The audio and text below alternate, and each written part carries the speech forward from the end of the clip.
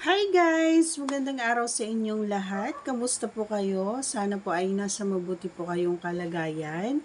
Once again, if you are not yet connected to our channel, please do subscribe and click our tiny notification bell so that you'll be updated every time we have a new upload videos. Disclaimer na rin ang video ito ay para lamang po sa may bukasang kaisipan at may malawak na pang-unawa. At ang ating pag-uusapan naman ngayon ay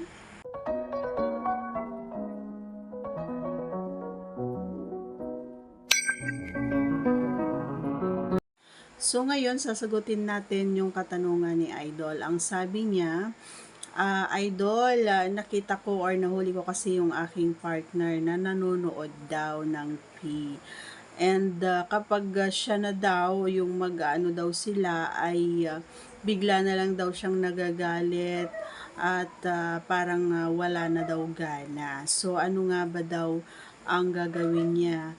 Ang tanong niya, nakakawalan ba ng gana kapag laging nanonood daw ang babae?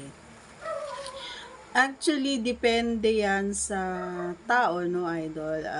For me kasi, aaminin ko sa'yo, Idol, hindi naman. Kasi, ako maano din ako nanonood din ako halos araw-araw. Ang pagkakaiba lang kasi, Idol, sa akin, ay yung mga nakikita ko doon sa wina-watch ko ay gusto kong subukan lahat. Siyempre, hindi ko naman mapilit yung ating kapartner na gawin namin lahat. Kasi siyempre, kung saan lang siya nasana, yun lang yung ginagawa niya.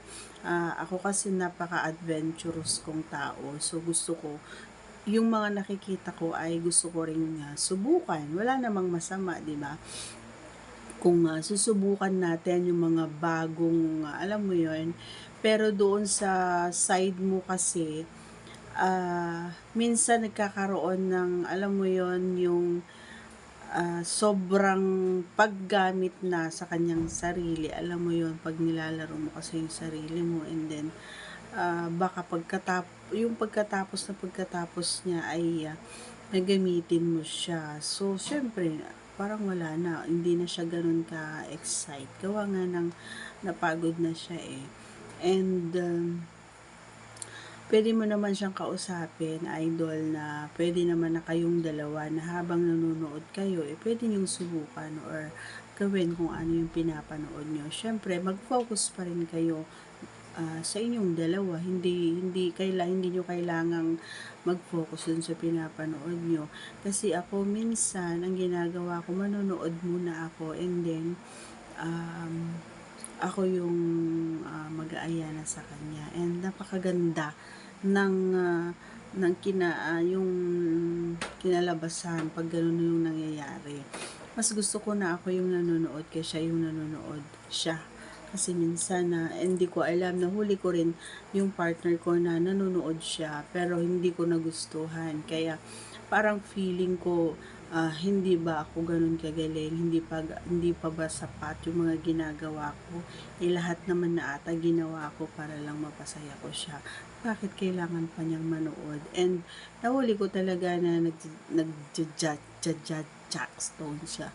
Oo, doon sa man. Kaya doon sa part mo siguro medyo awkward, no, kasi parang feeling ko yung nung nakita mo siya, ganun din yung naramdaman mo nung naramdaman ko na nahuli ko din yung partner ko. Nakakasama minsan ng loob kasi nga bakit hindi pa ba ako sapat? Yun yung tamang question din doon bakit kailangan mo pang manood? Mas maganda kung dalawa sana kayo, 'di ba, yung ayain kayo. Pero hindi, walang tao na walang mag-partner na inaaya nila yung partner nila na manood. Kasi ako, itinatago ko rin pag nanonood ako. Ang maganda lang nung pagkatapos kong manood, hindi ko sinasarili. Hindi ko itinatago na maliban lang kapag magkalayo kami, ayan, nasa ibang bansa ako, ganyan. And siya ganun din. So, talagang nangyayari yun. Pero pag yung magkasama kami sa bahay and then totoo nagkakaroon talaga ng yung wala ng spark.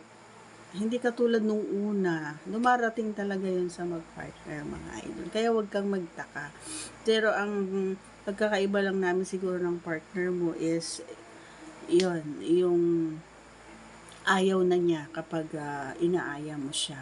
So, ang maipapayo ko sa iyo idol ay subukan mong manood din and unahan mo siya. Halimbawa na nararamdaman mo, dapat alam mo at nababasa mo yung kilos niya kapag L siya. Ang mag-partner kasi nababasa mo yun kapag L siya, pag gusto niya totoo yan. At siguro ay nagiging ano ka na yung busy ka masyado. So, bigyan mo rin ng time yung partner mo. Bigyan mo, i-date mo siya, ilabas mo siya, kumain kayo sa labas, pwede rin kayong pumasok sa, halimbawa may mga anak na kayo, di ba? So, gawin mo yung mga bagong technique mo or yung mga tips ko na napapanood mo, gawin mo yun, idol, para hindi na siya manood. Although kahit manood man siya, is tabihan mo na lang siya. Ayan, tabi tayo, dalawa tayo, di ba? Napakaganda 'yun. Lagi kong sinasabi sa inyo na dapat open kayo sa isa't isa. Lalo na kapag matagal na kayong magkasama, be open. Huwag kayong mahiya. Normal lang 'yan sa mag-asawa or sa partner, di ba, mga idol? Kasi yung nawawalan ng gana, nagkakaroon talaga ng time. Totoo 'yun. Kahit ako ganun din. Pero hahanap-hanapin pa rin nila or lalong-lalo na gaya ng sinabi nyo na yung panonood, yes. Nakakawalan ng gana yun. Lalong-lalo na kapag natuto na siyang laruin si Pipay. Pag napapanood niya or ginagaya niya na yung mga pinapanood niya or may mga gamit na siya, hindi ka na niya kailangan. Yan na yung point na mararamdaman mo na etchapwera ka na. Hindi ka na niya kailangan kasi nga ang nasa isip niya,